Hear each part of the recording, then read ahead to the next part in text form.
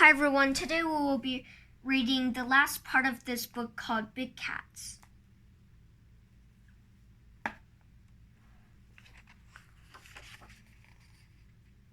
By Jonathan Sheikh-Miller and Stephanie Turnbull. Designed by Neil Francis. Illustrated by John Woodcock.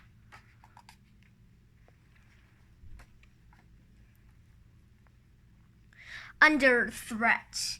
Over the past 100 years, people have killed large numbers of cats and destroyed their habitats. As a result, some species of big cats have become rare and may die out, which has become extinct if the current rates of destruction continue. No home, no hope. Every year, millions of rainforest trees are cut down for their wood or to make way for farming. This affects cats such as jaguars and clouded leopards. As the land is cleared, their prey is either driven away or destroyed. The cats are left with little food and shelter, and so very little chance of survival. Panther in peril. In Florida, in the USA, pumas known as Florida panthers are very rare. Towns and cities have taken over much of their habitat, and they now live a lot closer to humans than they did. They are sometimes killed by fast-moving cars as they try to cross busy roads. Tiger medicines. For thousands of years, different parts of tigers' bodies have been used in traditional Chinese medicine. For example, their tail bones are used in creams for curing acne. Hunting tigers is banned in most places, and few Chinese doctors still use body parts. But some people do make medicines which contain them. This means that the hunters can earn a lot of money from killing tigers illegally. Fur trade. Clothing made from animal fur is very expensive, and hunters can make a lot of money by killing cats and selling their fur. Cats with attractive patterned fur are especially at risk. In many places, it is now against the law to kill big cats, but illegal hunting still goes on. This Florida panther lives in a zoo, safe from the many dangers that threaten these cats in the wild. This Bengal tiger is cooling off in a river. There are now only 2,000 of these tigers left in the wild.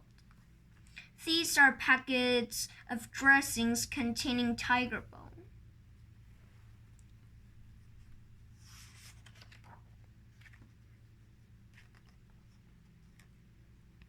Caring for cats.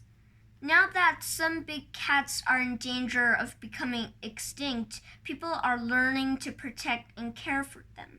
Scientists are researching how cats live, and endangered species are well looked after in zoos. Cat tracking.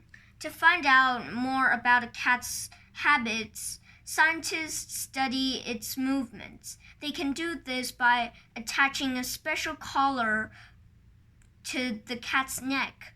The collar gives off signals which are detected by radio receivers. These allow scientists to track the cat's movements without having to follow close behind it. Putting on a collar. Putting a collar on a big cat isn't easy. Scientists get as close as they can and then use a gun to fire a dart into the cat's body. The dart doesn't hurt, but it contains drugs to make the cat fall asleep. The scientists can then put the collar on without risk of being attacked. Captive cats. Zoos play an important part in caring for endangered cats and giving them a safe place where they can live and breed. For example, there are now more Amur, which is Siberian, and South China tigers living in zoos than there are living in the wild. Project Tiger. In 1972, Project Tiger was set up to protect Bengal tigers in India. Protected areas called nature reserves were created for them. The number of tigers almost doubled at one stage, but illegal hunting has started again, and there could now be even fewer tigers than when the project started. On safari. Every year, thousands of people go on safaris where they travel into nature reserves to see wild animals. Countries make a lot of money from this type of tourism, and big cats are a very popular attraction. As a result, in some places, big cats are now much better protected from hunters. This leopard is wearing a radio collar. The antenna above the cat's head sends out the signals. These tiger cubs are being fed with a bottle in a zoo. Cubs are often fed like this when they are weak and need extra care. These tourists are enjoying a close-up view of the male lion in Botswana, Africa. Fact: scientists think there are no more than 30 South China tigers living in the wild.